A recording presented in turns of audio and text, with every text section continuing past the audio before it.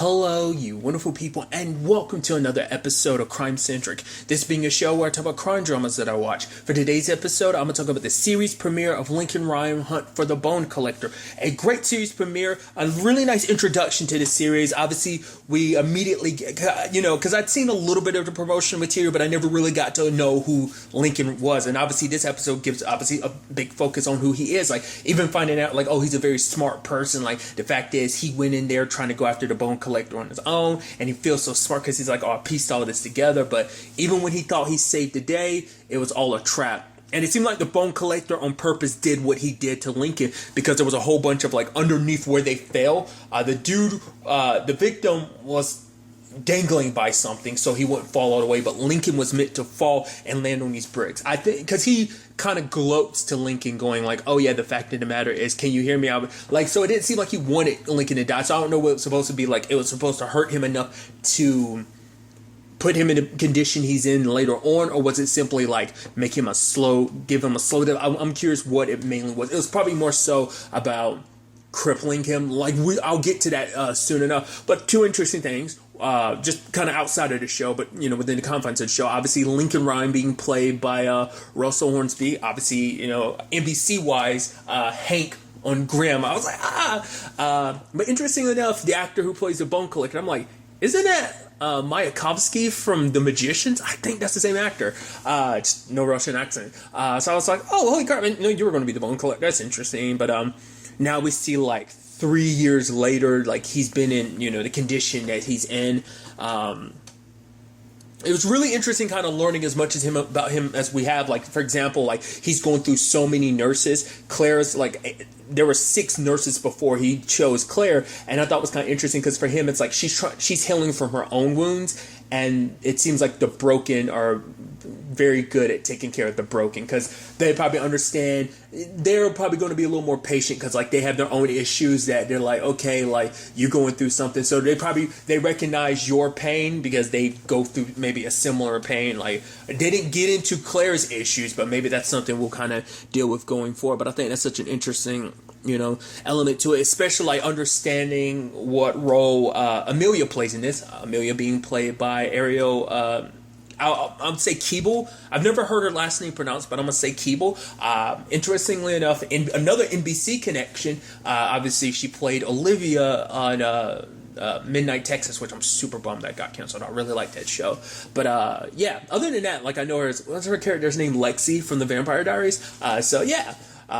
I think Soul Plane was like the first movie I ever saw her in. When I think about it in the grand scheme of things. Regardless, I'm going on a tangent and stuff like that. But kind of understanding how Amelia got mixed up in this. Like, she was just working, at just her beat and everything. And it was interesting too because it's like she's tried out for the FBI, but she doesn't get it. And I like we kind of find out why. Well, basically, she has PTSD and she has some anxiety stuff, but it's because she lied about it when she tried to fill out her form, because it's like, well, because she feels like if they knew that about me, they'd be less likely to take me in because, like, they think I'd have, too many issues. I might not be reliable enough for the job, but, lying doesn't make it any better. But, she's the one that stumbles across the scene and because I didn't know what to make of the powder and stuff like that. Like, maybe me, like, I kind of took it to, like, supervillain levels where I'm like, oh, that powder, the moment the train crosses it, is going to ignite it or something like that. Like, I thought it was going to be something like an explosive or something. It's like, no, the smart thing is it's simply part of the crime scene, which, Amelia was like, this needs to be preserved. So she shoots off a couple shots, almost getting hit by the train. I do like the fact is that, the actor who plays Sotelo, what was his name again?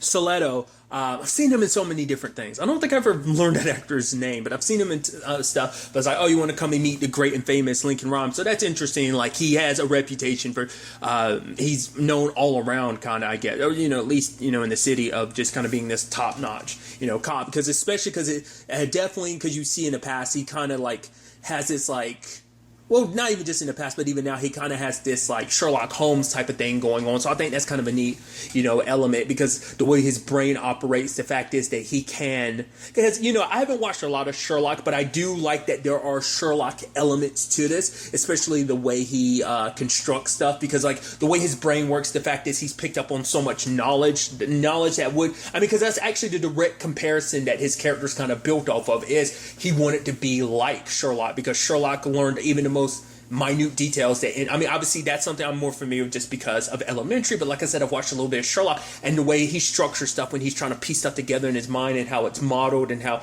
like stuff kind of gets mapped out for him. It's like, when he reconstructs things in his brains is very much like kind of like a Sherlock thing. So I think that's kind of a pretty neat element to his character. And I think, because I don't know how true this is to Sherlock in the books. I know a lot of adaptations typically has him being very arrogant, and I think it's kind of a neat element that that's something that Lincoln also has, because he's kind of like the smartest person in the room. I love Costello comes over and he's like, Darren, it's Eric. He's like, oh, I'm sorry, I must have forgotten your name. It's like, no, you didn't. You have a photographic memory. You're just, basically Lincoln's just being a dick about the whole situation. But I think, just because he is the smartest man in the room, and I like that being a thing in the episode, that the fact of the matter is, even he recognizes like, oh, like in the beginning, like doing this job, I enjoyed it simply because it meant taking down the bad guys. But for him, he got too full of himself. He got too prideful. His pride is literally the reason why he's in the condition he's in, because he wanted to be the one that's like, oh, I tracked down the bone collector. I figured out his whole thing. Like, I was able to save this. Like, he was told to wait for backup, but he was so full-hearted to be like, oh, I'm gonna do this, that he was so prideful that he thought he could win because it was like a game to him. So, and for him, he recognizes that pride in him now, and kind of looks back on it, and kind of regrets that. But even now, that's still kind of a part of, his character, and I think that's kind of an interesting, element.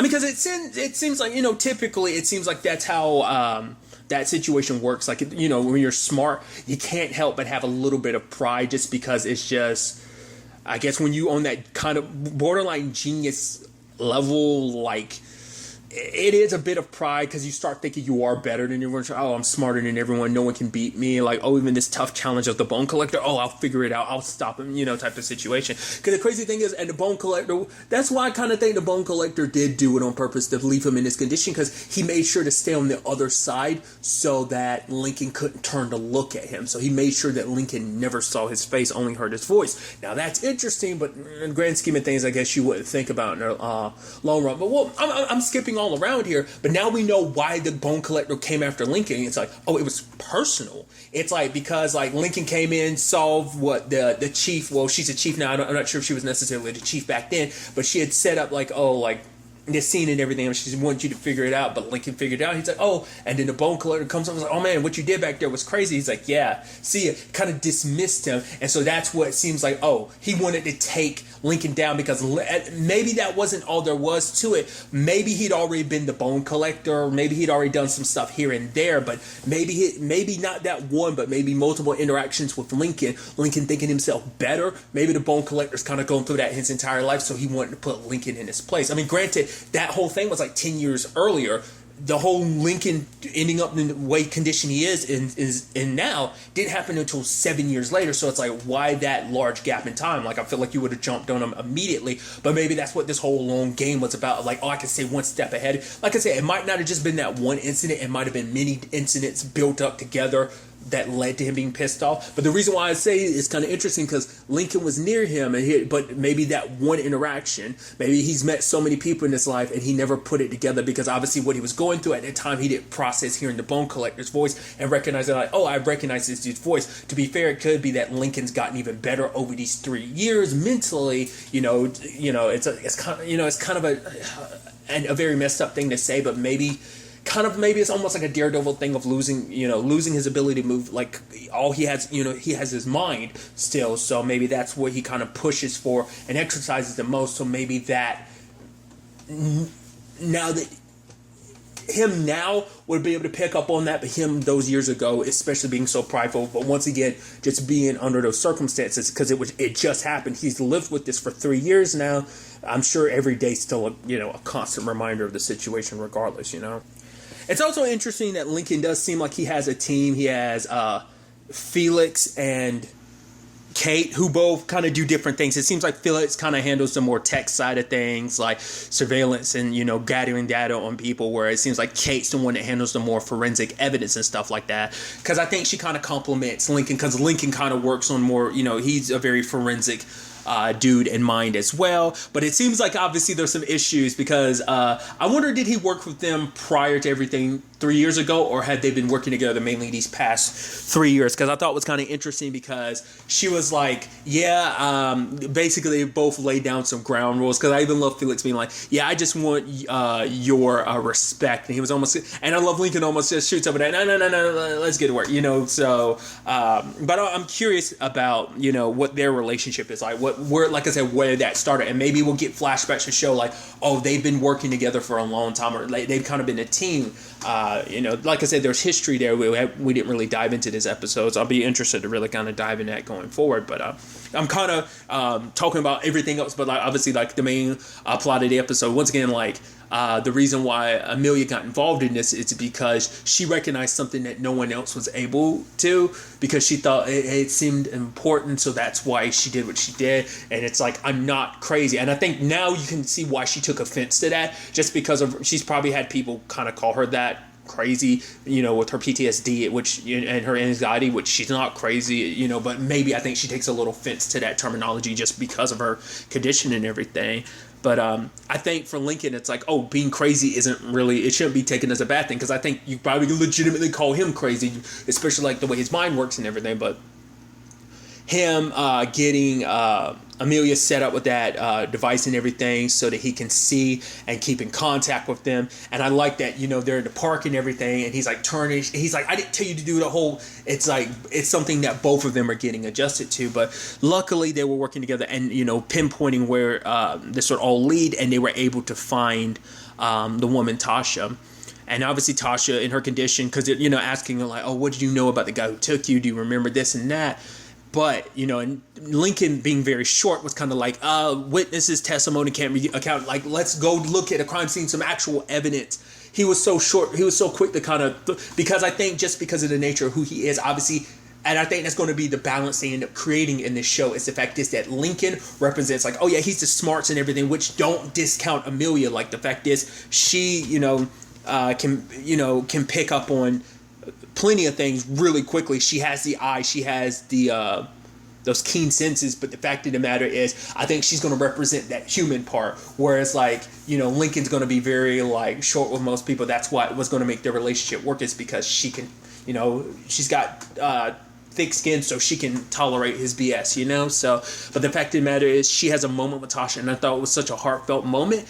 And I wasn't expecting her to have the tragic story that she does. And you can, when you find out about her parents and everything, and it wasn't just her parents, like a whole bunch of people got killed in that incident. I'm like, holy crap! Like, no wonder you have PTSD. Like, and the fact of the matter is, like, because she talks about the fact is that it's in those moments you remember these things. Like, she's like, in those moments, I don't even remember what my mom and dad, but I remember things like the smell of my mom's perfume and stuff like that.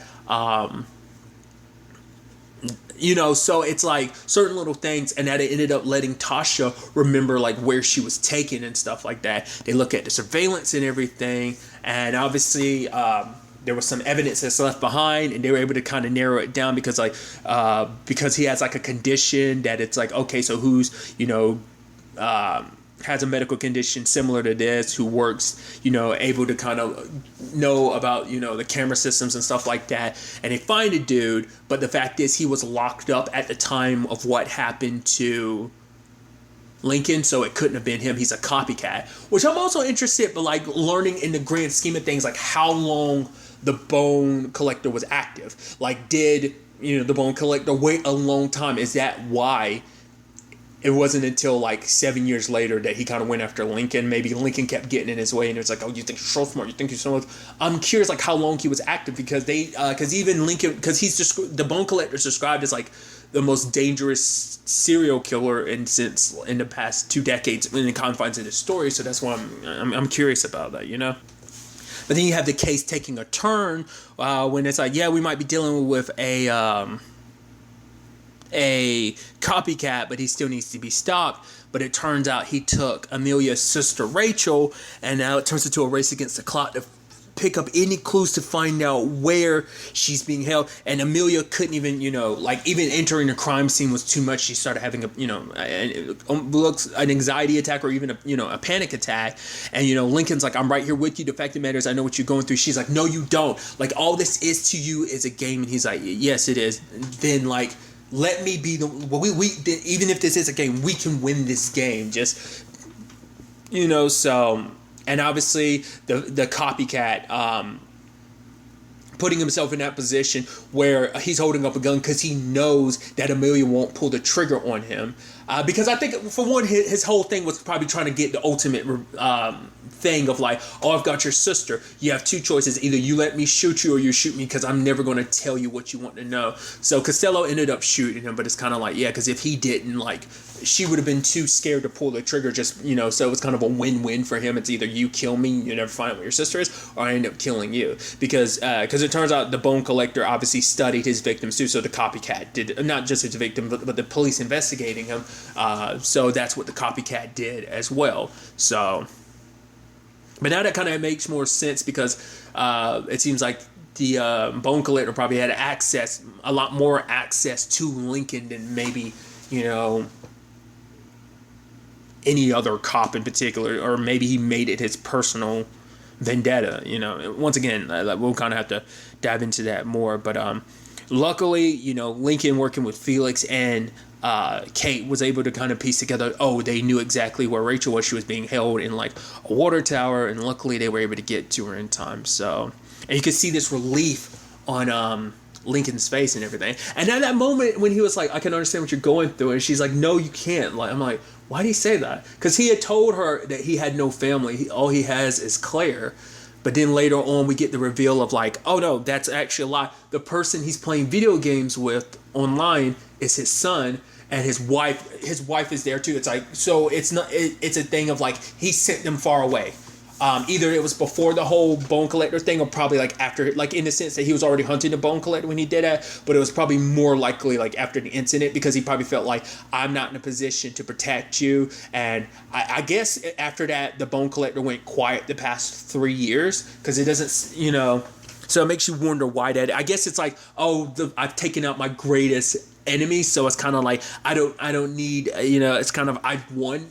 And I've put him in that position, there's no coming back for. So yeah, I've won. I don't have to worry about him anymore. So maybe that's why the bone collector. I mean, maybe he dropped more bodies after that. We'll, like I said, more stuff will be revealed as we go forward in the season. But for him, it's he wanted to keep his family as far away, because especially if the bone collector's still out there, it's I'm gonna track him down, and if I ever lock horns with him again, I don't want you guys caught up in it, because this episode probably reminded him of that, when it's when he watched Amelia have to struggle losing, potentially her sister being taken from her, especially feeling I'm supposed to protect her. It's we're the only family each other has. I'm the older sister. And I think that's kind of a sweet element to it. It shows that even though she's the little sister, she kind of brings balance to her, because her sister, because obviously Amelia is studying because she's trying to, like I said, get herself into the FBI and stuff like that. But I just thought it was kind of a neat thing of, you see that even though Amelia seems like she might be a little scattered, her sister kind of, keeps her grounded and kind of helps her out. It's oh, you're looking for your gun? Yep, here it is. And she's like,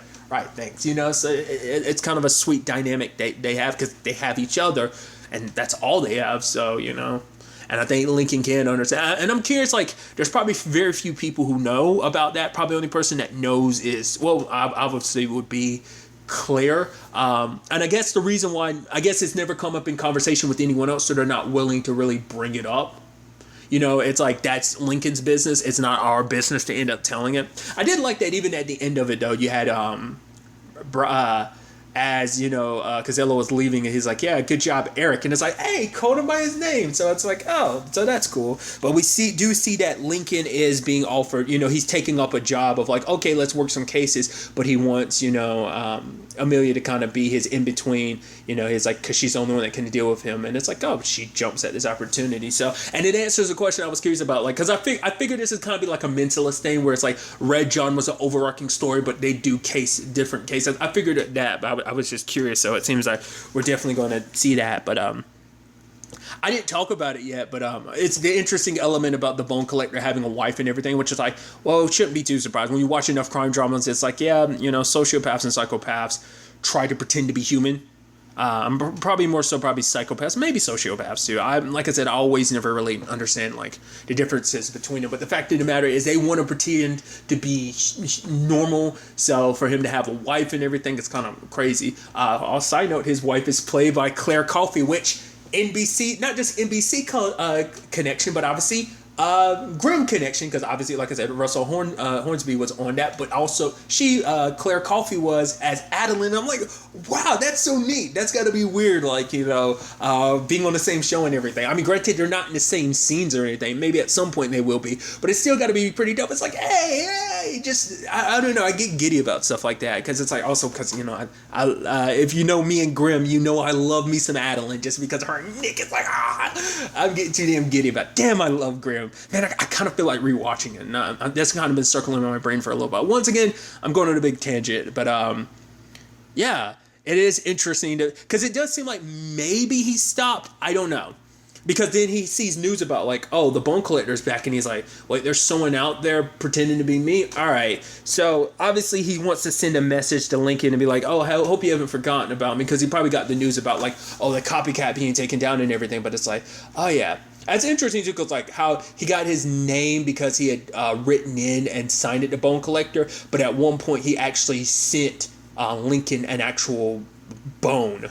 At one point, I think he was saying like it was a humorous bone or whatever. Like I could be remembering wrong, but yeah, like he's preparing someone at the very end. It's actually a very morbid.